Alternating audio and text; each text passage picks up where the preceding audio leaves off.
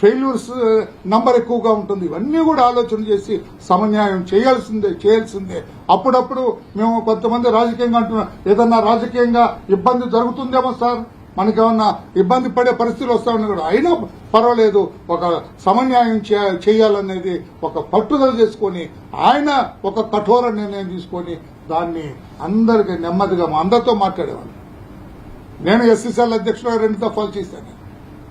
పార్టీలో ఒక polit bureau member గా ఉన్నాను, నేషనల్ జనరల్ సెక్రటరీగా ఉన్నాను. అలాగే మా సోదరుడు నక్కా ఆనంద్ బాబు గారు, వీళ్ళందరినీ పిలిచి ఎప్పుడు కూడా మీరు కలిసి ఆలోచించండి అని చెప్పి అందరి మనస్సుల్లోకి ఆయన చర్చించిన తర్వాత ఈ అవసరం ఉందని అందరికీ తెలియజెప్పాడు ఆయన.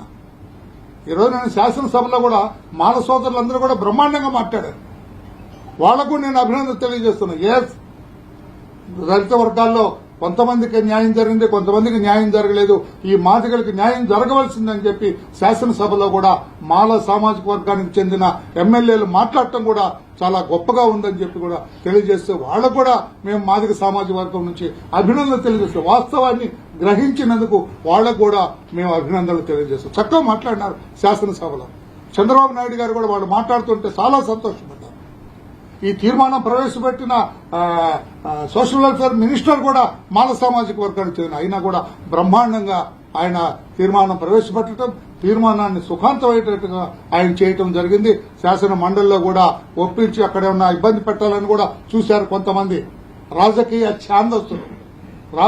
ఛాందస్సులు. కొంతమంది మండలిలో కూడా ఇబ్బంది పెట్టారంటే చంద్రబాబు నాయుడు గారి ముందు రాజకీయ చతురత ముందు, ఆయన రాజకీయ అనుభవం ముందు పారిపోక తప్పలేదని చెప్పి కూడా తెలియజేస్తూ, ఈ రోజున మార్నింగ్ నాకు తెలిసిన విషయం, ఇక్కడే కాదు తమిళనాడు రాష్ట్రంలో పండుగ చేసుకుంటున్నారు మాదిగలందరూ కూడా. మహారాష్ట్రంలో కూడా చంద్రబాబు నాయుడు గారు చేసినట్టు చేయాలంటున్నారు. కర్ణాటక నుంచి నాకు అతను ఫోన్ పేరు కూడా మంచి ఆయన నాకు ఫోన్ చేస్తున్నాడు, అన్నా ఇది తప్పకుండా కర్ణాటకలో కూడా మాకు కావాలన్నా ఆయన నాయకత్వం లాంటి నాయకత్వం కావాలా. కేరళలో ఇది ప్రవేశపెట్టారు, మాదిగలు చాలా ఎక్కువగా ఉన్నారు 5 అని చెప్పి.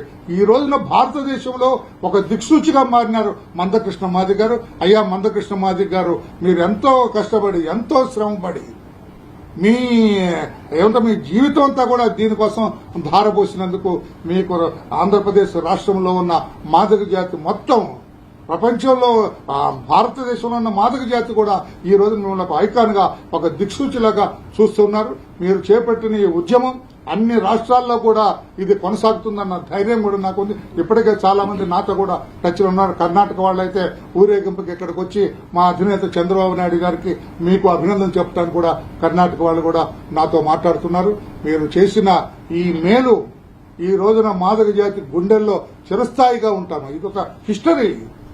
ఈ చరిత్రలో మీకు చంద్రబాబు నాయుడికి ఇద్దరికి చెరొక పేజీ చరిత్రలో పక్కాగా నిలిచిపోతుంది. సువర్ణ అక్షరాలతో వ్రాయబడింది దాన్ని. ఆ రోజున డాక్టర్ బిఆర్ అంబేద్కర్ ఏదైతే రిజర్వేషన్లు చేసి ఒక దళిత జాతికి అందరికీ ఒక మహాత్ములాగా నిలబడ్డారో, ఈ రోజున చంద్రబాబు నాయుడు గారు కూడా ఆ రిజర్వేషన్లు సమానంగా పంచి సమన్యాయం జరగాలని ఈ రిజర్వేషన్లు పంచి అన్ని జాతులు, అన్ని దళిత జాతిలో ఉన్న అన్ని కులాలు కూడా ముందుకు రావాలి, అభివృద్ధి చెందాలని నిర్ణయం తీసుకున్న మరో అంబేద్కర్ కూడా చంద్రబాబు నాయుడు గారు అని చెప్పి కూడా చెబుతూ దానికి దోహదపడ్డ మీరు మాదిగ జాతి మీ సేవలు మరో అని చెప్పి కూడా తెలియజేస్తూ, ఈ సందర్భంలో నా ఇంటికి మిమ్మల్ని ఆహ్వానించి మీరు ఈ మాదిగ జాతికి చెందిన చేసిన ఈ సహాయానికి కృతజ్ఞతగా ఒక చిరు సత్కారం చేస్తాం.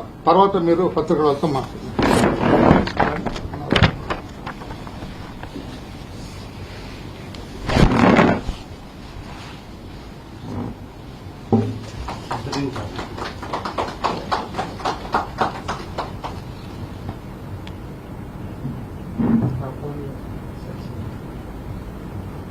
ఫోటోలు